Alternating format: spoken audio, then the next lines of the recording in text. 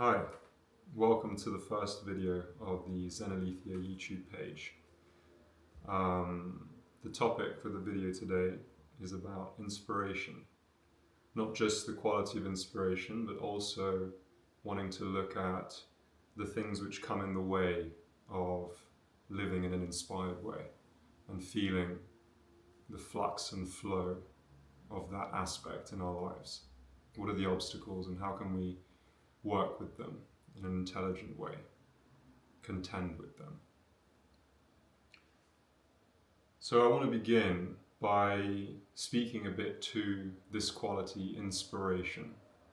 What do I mean by that? What am I talking about actually with this? So I'm going to take us to the start, what this word means in origin, from the Latin, inspirare, spirare to breathe, in, so to breathe in, to breathe into. The way in Zenalethia we understand inspiration is that it's actually the force or the flow of life itself, the life principle. So when life feels fluid, when life feels, in Italian we'd say scorrevole, like it's running, like a ruscello, like a stream, it has this continuity and uninterruptedness to it. Life can actually also feel, a word for it would be inspired. It's not just the flow or the stream of it, it's also the energy. So maybe stream starts to become an incomplete word to describe the experience I'm pointing to. It can actually feel like a torrent, a river. So it starts to become wider, more potent, fuller. And inspiration, it has also this charge to it. It's almost like that water that's smoothing the rocks over time, these jagged mineral formations that become smoothed by the contact with the water. So there's a kind of friction and a charge with it. Friction, maybe no, actually, it's more what I'm pointing to with the word friction is the contact and robustness of it. So there's a quality of engagement, of substantiality, of substance. It's moving, it's full-bodied. It is, and it is full. It is flowing. So these are the qualities that we find in rivers. And the experience of it feels like this kind of jet stream, something that comes out of a jet ski. It's propelling itself. And it can be the thing that governs our life. I want to come back for a moment to breath.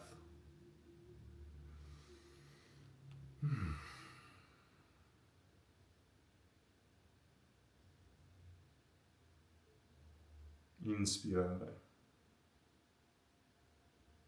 We find it actually spoken about in all the major religions. So in Genesis, the Christian Bible, the Old Testament book of Genesis, it's written how God breathes in the breath of life into Adam. And it's at that moment, with the breath of life, that Adam becomes a living soul, what in the Hebrew Bible is called nefesh chaya. That principle of the breath is the soul itself. In the Quran it's called ruha, so spirit or soul.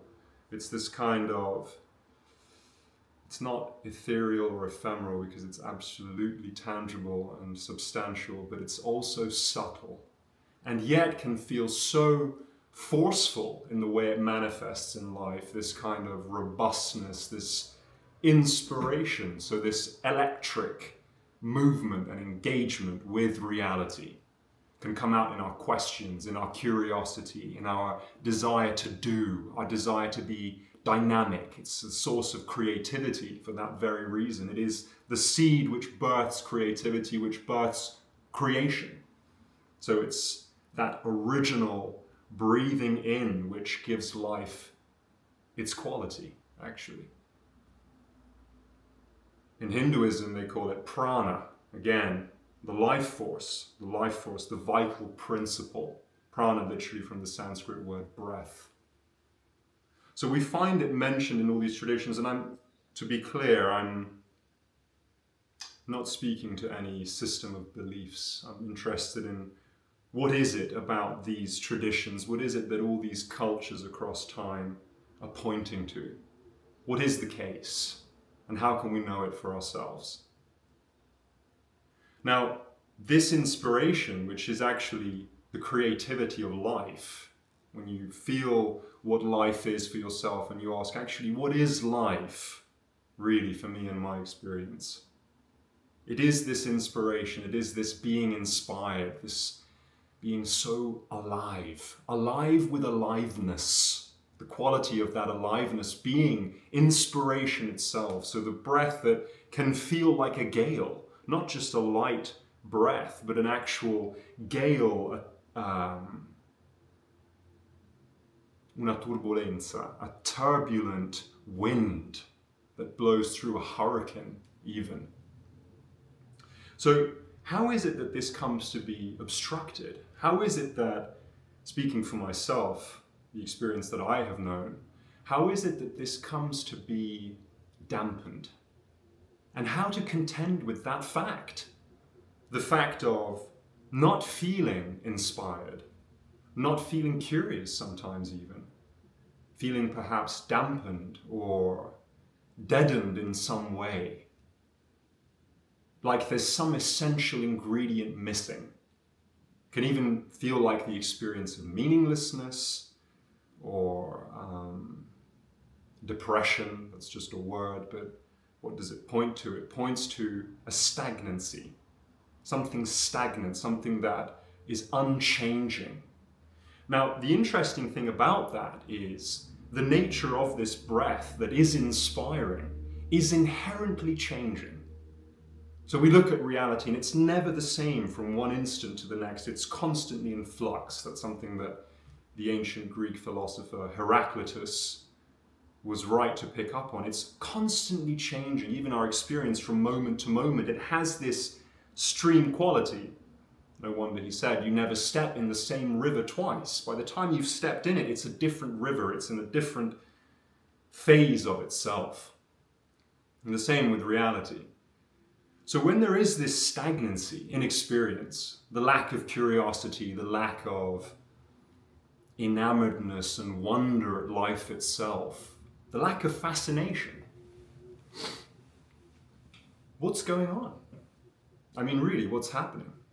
What's it like for you? What's it like? I mean, if you've clicked on this video, what's the lack of inspiration like for you? Is it a stagnancy?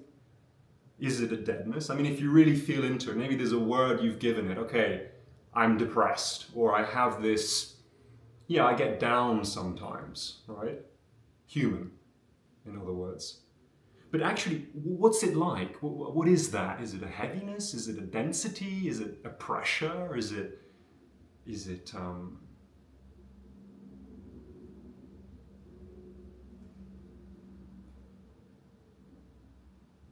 like something's missing? What's missing? Do you like the experience? Or are you kind of tussling with it?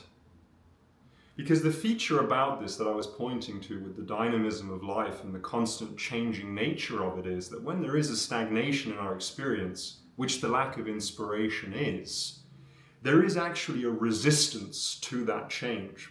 By definition, the stagnation, the continuity of staying in one state that feels undynamic, is actually in opposition to the inherent unfoldment and unpredictable constant renewal that is reality, that is life, that is what we are, in fact, that is experience itself.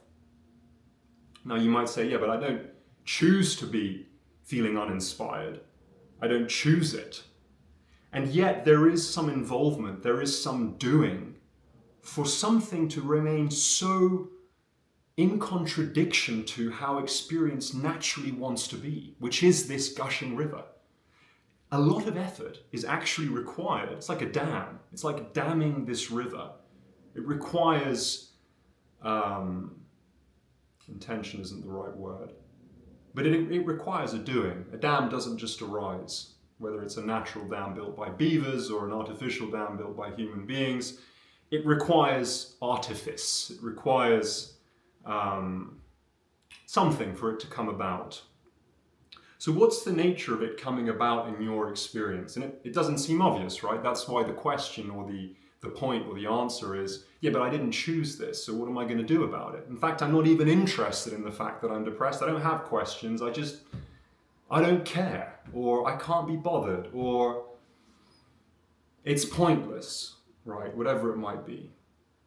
So it's tricky. It's inherently tricky because its nature is to remain that way. And questions, actually, they kind of start to open things up. Not just the questions, but being interested, really, which is what makes a question a question. It's the interest that's in it. If you ask something, or you ask someone how they are, and you don't really care, right? You're unlikely to get a heartfelt or profound response, a true response. But when that interest is there, hey, how are you doing? How are you?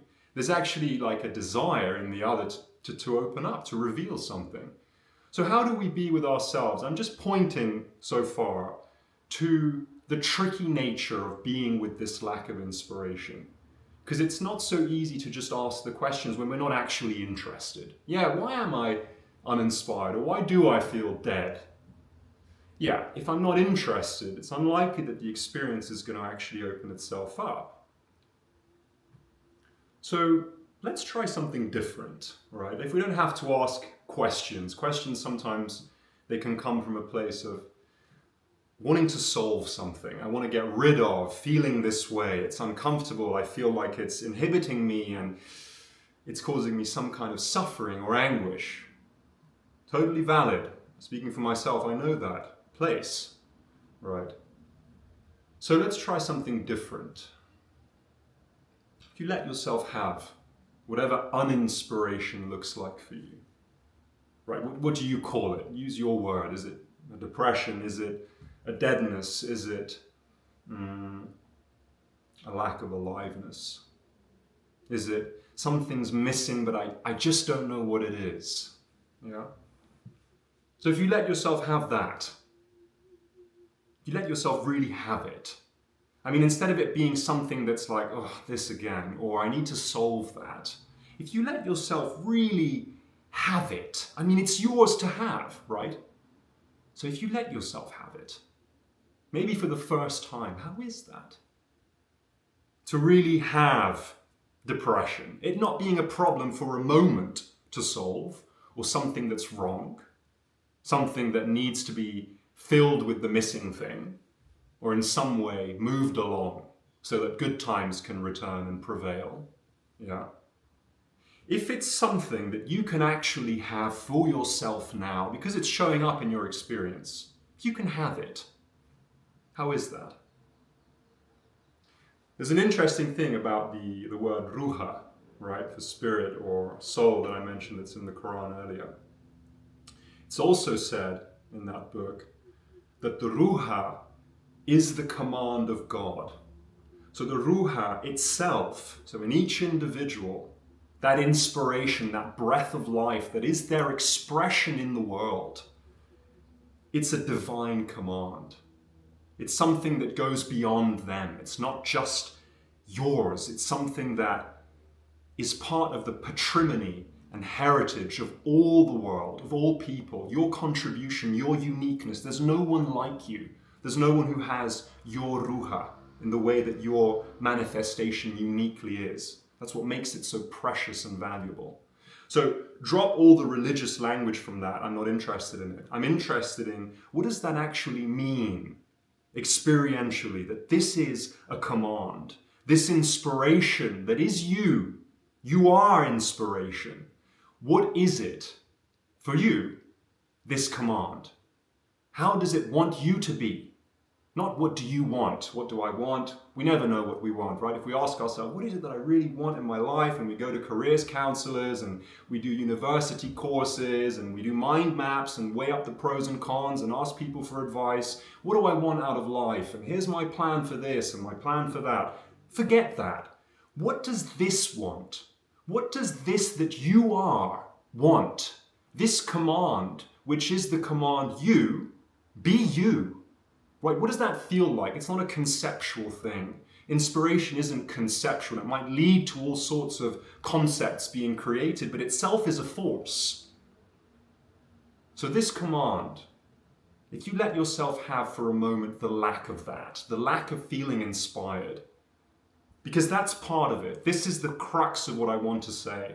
That the feeling of lack of inspiration is part of the inspiration. When we divide it and split it, a lot of spiritual traditions, they talk about the ego, the self, the false self, and the true self. And there's somehow this split, right, where one of them is deluded and missing the big picture, and the other one is the real place that we want to get to. In Buddhism, it's actually a no self or an emptiness.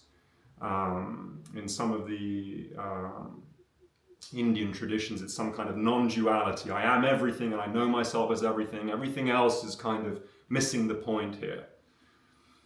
I question that, to be honest. I question that split. So if we drop the split for a second and consider maybe the lack of inspiration could be part of what inspiration actually is. To come back to this idea of inspiration being a command, it's an anecdote that's helped me in working with myself and my own experience and understanding inspiration for myself. I spent some time in a previous permutation of my life working on a horse ranch, breaking green horses or young horses, colts they're called. Breaking is the English word for it. It sounds much more violent than actually what we were doing, which was using natural horsemanship to teach the horses the basic commands for when eventually they were going to become ridden in the next stage of training. And the method in natural horsemanship, it's strictly non-violent, absolutely gentle and attuned. And the way it works is when you're teaching the horse at the beginning, this young creature who's actually just started to become used to human touch and presence, you start to teach them, when I pull on this rein, I'm inviting you, I'm asking you gently to come this way, to turn your head left, to direct you and guide you a little bit in this direction. When you're introducing that command, the way you do it is you apply a little bit of pressure with the halter, on the halter with a rope. And the instant that the horse, from resisting your tug, the light tug, actually follows your indication with its head, you immediately let it go. And the horse comes to learn through this gentleness that by not resisting, by coming with you, it is guided. It is guided, and actually the relationship between the human and the horse is one of care, nourishment, and mutual joy, in fact, was my experience. And this collaboration is born in this understanding that there is nothing to resist here. If you actually come with me, I will take you to water, I will take you to food, I will take you to shelter, or I will take you somewhere we have neither of us been before. The same principle applied to inner experience and the idea of resistance or the experience of it, which, as we said, the lack of inspiration, the stagnation is extremely powerful. If you let yourself have that for a moment, you come with it, you follow it, because that's what's showing up in your design, the design of your unique command, your ruha, your conscious experience. You follow that. That has a blueprint that you can't even begin to conceptualize until you live it. All we're pointing to here is the experience is key. So if you let yourself have it, where does it lead? I mean, try. Give it a shot, right? What can happen? What's the worst? You're not going to die. If you let yourself really invite in, feeling completely dead, completely sucked out of life and a dry old husk. What's the effect of that? What happens when you stop subconsciously suppressing, avoiding, right? Trying to manipulate or alter or go for a run to shake it off. That has its place too, by the way. So I'm not saying not to do those things. But if we try something once in a while, just one time, different to the usual strategies, what can happen? I invite you to explore it for yourself and see. Because the nature of inspiration, when it comes, when it's felt fully, is an autonomous, self-determining, completely sovereign in that sense, responding to no one flow. Rivers aren't planned. Well, they probably are nowadays, but the movement of a river through the land, it scars the land. It etches the land with its form. And the same is with this inspiration that can actually come to live your life. Lead it into directions, places, and ways that you may never have considered. It is its own volition, its own will, this creative force, and it propels through, or can do, an individual's consciousness, an individual's experience. So when we work with the resistance, there's no problem with it. It's not somehow separate or an egoic experience that's deluded or missing the point. The only shame or missed opportunity would be to not follow the resistance, to not include it in the possibility of flow, to let that flow actually subsume and include it, like a rock in the river, in its current, and see where it takes you. I'd like to end with just a couple of words on how to take this talk, or how perhaps to sit with it, which is, I'm not putting out a creed, a system, a method, or set of rules to follow.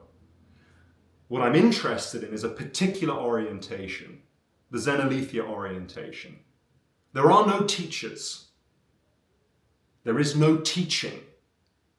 There is your experience, the seat of inspiration, the seat of your life, of your will, of its force and propulsion through life, into the world. That's what's prime here. That's the only thing I'm interested in for myself and in supporting in others. So, all this to say, take what I'm saying with a pinch of salt, right? And let what that little pinch is added to be your experience. And see, how does it affect your experience? How does it resonate or not? Right? Just see for yourself. That's the invitation here. Or don't. Either is fine. Thank you for listening.